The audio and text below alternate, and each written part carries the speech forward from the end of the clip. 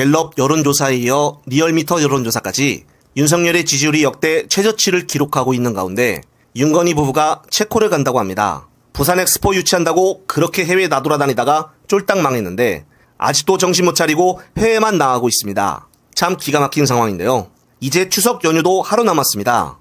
민주당의 1호 당론이었던 지역사랑 상품권이라도 연휴 이전에 통과가 되었더라면 가족과 친척들과 좀 더 맛있는 거라도 먹을 수 있었을 텐데 하는 아쉬움이 듭니다. 오로지 민주당이 발의하면 반대하는 정부 여당을 보면서 민주당은 더욱더 똘똘 뭉쳐 강하게 맞서야 할 것입니다. 현재 의료 대란부터 시작해서 경제 외교 등 언제 대형 사고가 터질지 모르는 마당에 이제는 교육 쪽도 아작을 내려고 하고 있습니다. 바로 중앙정부가 내년 고교 무상교육 예산을 52억 6,700만 원으로 편성했기 때문인데요. 원래는 이번 연도까지만 해도 9,438억 9,800만 원이었는데 내년에는 이 예산을 99.4%나 삭감하기로 결정했다는 것입니다. 고교 무상교육은 기존의 학생들이 납부하던 입학금과 수업료, 학교 운영 지원비와 교과서비를 정부가 지원하는 것이었습니다. 따라서 고교생을 학부모로 둔 부모로서는 연간 160만 원 정도의 부담을 덜었던 것으로 확인됐는데요.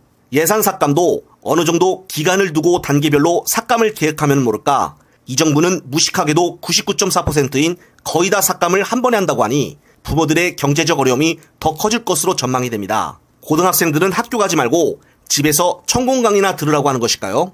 특히나 윤석열은 17일 명절 연휴 때 육군 15사단을 방문해 군 장병들을 격려했다고 하는데 떡 하나 딸랑 주면서 고생하라고 응원을 했다고 합니다. 사진만 봐도 이날 온도는 30도가 넘는 상황인데 땡볕에서 대통령 말 들으려고 고생하는 군 장병들의 스트레스가 커 보입니다. 특히나 이번 명절 때 윤석열과 국방장관, 국가안보실장까지 왔다고 하니 며칠 동안 이 사람들 때문에 군인들 휴가도 못 가고 얼마나 많은 준비를 했을까요? 미필자가 이런 고통을 알기나 할까요? 특히나 윤석열은 격오지에 있는 부대에 통조림이나 전투식량을 충분히 보급하라고 지시했다고 하는데 혹시 전투식량을 특식이라고 생각하는 것일까요?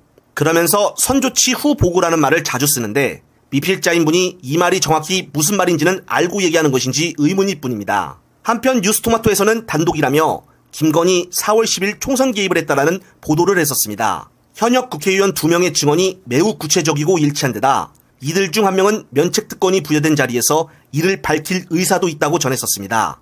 결국 이들 중 한 명은 개혁신당 이준석이었고 이준석은 첫 보도가 나온 지 보름 정도 뒤에 숨어 있다가 이제 와서 실토를 했는데요. 본인 스스로 언론사에 소스를 던졌고 그것이 보도가 되어 현재 많은 국민들이 김건희의 국정농락을 언급하고 있는 상황이 되었으며 심지어 이제는 민주당 의원들도 한두 명씩 얘기하기 시작을 했는데 이준석은 갑자기 이제 와서는 민주당의 탓이라는 이상한 정치 공작을 시도하기 시작했습니다. 자기가 벌인 일을 지금에 와서는 남 탓하며 의혹의 김을 빼고 있는 어설픈 물타기를 하고 있는 것인데요. 양두구육 시즌3를 하고 있는 것일까요? 그러면서 최근 뉴스에서는 국힘당 중진 의원들이 이준석을 다시 불러들여야 한다라고 주장하고 있다고 합니다. 그렇다면 결국 이준석은 언제든지 다시 국힘당으로 들어갈 준비가 되어 있다는 것인데 지금 김건희 특검법에 모든 시선이 집중되어 있는 이 상황에서 총선 개입이라는 것으로 물타기하다가 슬슬 김 빠지게 하려는 것이 아닌가 싶습니다. 현재 뉴스토마토 후속 보도도 지금 계속 늦추어지고 있는 상황이 바로 이 때문이기도 하고요. 따라서 현재 이준석의 행동을 조금 뒤로 물러서서 바라볼 필요가 있어 보입니다. 끝으로 산자부 전체 회의 때 부산 엑스포 해외 출장이 1억 7천만 원에서 추가 비용이 42억으로 늘어났는데 자료 제출하라고 요청했더니 장관의 답변이 애매모호합니다. 반드시 이 상황을 그냥 넘어가서는 안 될 일이라고 보는데 언론에서는 너무 쉬쉬하는 것 같습니다. 관련된 영상 보시면서 이번 편 마무리하겠습니다. 또 하나 더 묻겠습니다. 부산 엑스포 유치를 위해서 산업부가 해외 출장을 많이 다녔어요. 그래서 당초 봤더니 해외 출장비로 잡혀있는 예산이 1억 한 7,400만 원 정도였는데 결국 얼마 쓰신지 아세요? 해외 출장으로 쓴 비용이? 약 43억 정도, 43억을 결국 해외 출장 경비로 썼습니다. 추가 비용이 뭐 1, 2억 정도라면 이해가 갈 법한데 41억이 늘어났으니까 당초 대비 약 25배 정도의 예산이 늘어난 거거든요. 이거는 계획 자체가 얼마나 엉터리였는가를 보여주는 사례라고 생각되는데 그래서 이것을 상세한 지출 내역을 달라고 그랬더니 못 준답니다. 이해가 됩니까? 왜 못 주죠? 모르시죠? 넘어가 볼게요. 2014년 대법원은 이런 사건이 하나 있었어요. 그러니까 2014년 하계 유니버시아드 대회를 광주광역시가 유치하려다가 실패했는데 이때 광주광역시가 세부 활동비 내역을 제출하지 않아요. 그래서 대법까지 가는 소송이 걸렸는데 소송 결과 세부 활동비 내역을 공개하라라고 하는 판결을 내렸습니다. 대법에서요.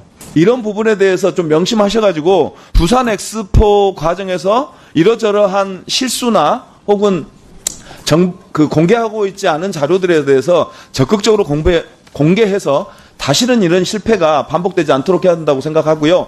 이참에 감사원 감사를 한번 받아보면 어떨까 이런 생각도 드는데 어떻습니까?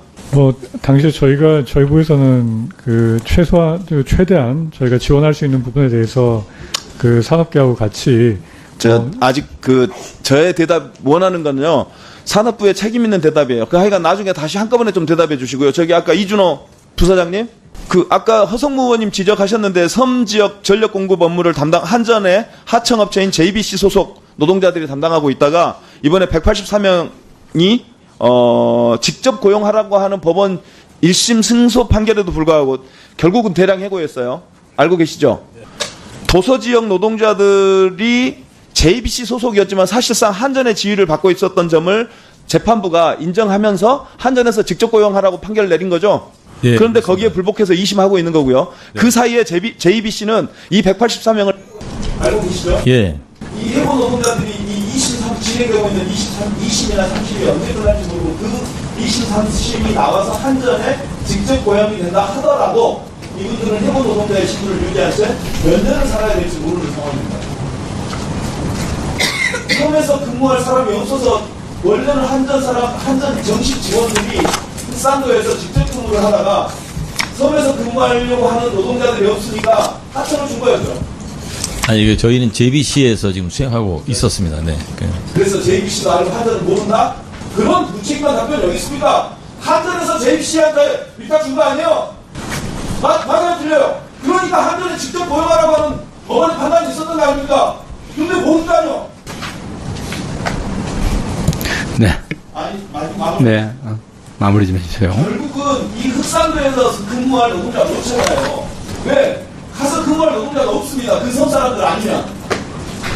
그런데 잘라요. 거기서 일하겠다는 사람을. 다시 한번 생각해 주시고요. 산업부 장관님. 한전이 이런 행태를 보이고 있습니다. 21세기 대명 천지에 적극적으로 지도하셔가지고 이런 일을 어떤 장관님 좀 해주십시오. 네.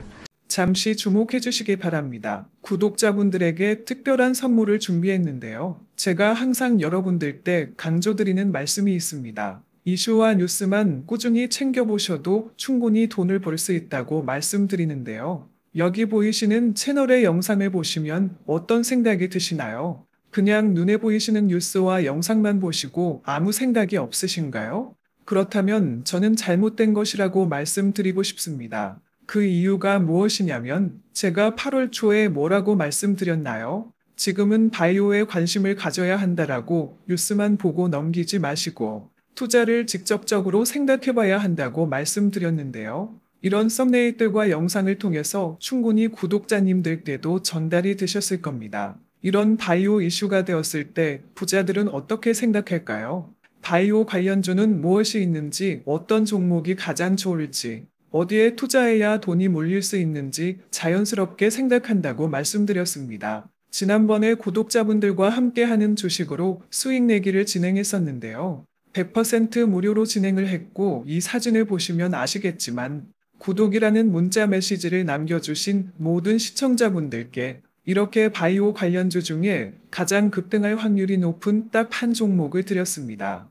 8월 13일에 오정바이오를 추천해 드렸습니다. 여기 나와 있는 사진을 보시면 정확히 얼마에 매수하고 어떤 종목을 사야 하는지 어느 지점에 팔아야 하는지 이런 부분들까지 여러분들에게 정확히 알려드렸는데요. 실제로 많은 분들께서 수입을 보셨습니다. 오른쪽을 보시면 아시겠지만 8월 13일에 오정바이오를 소개해드리고 나서 실제로 며칠이 지나지 않고 이렇게 주가가 상한가가 되었습니다. 당시에도 굉장히 많은 분들이 제가 드린 이 종목으로 수익을 내셨습니다. 지난번과 똑같이 구독이라는 문자를 보내주시면 이번에 이슈가 되고 있는 주식 중에 앞으로 대장주의 고시를 하면서 주가가 가장 크게 상승할 한 종목을 시청자분들에게 문자로 종목명과 사고자 하는 시점을 모두 알려드리겠습니다. 이 영상을 보시고 계시는 시청자분들 중에 종목이 궁금하다 하시는 분들은 남녀노소 시간대 상관없이 이렇게 상단에 번호를 항상 남겨놓고 있습니다.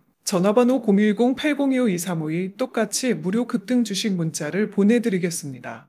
돈을 받는 것도 아니고 투자를 대신해 드리는 것도 아니고 부담 없이 구독 문자 보내주시면 되십니다. 수익이 나신다면 구독과 좋아요 한 번씩 부탁드립니다.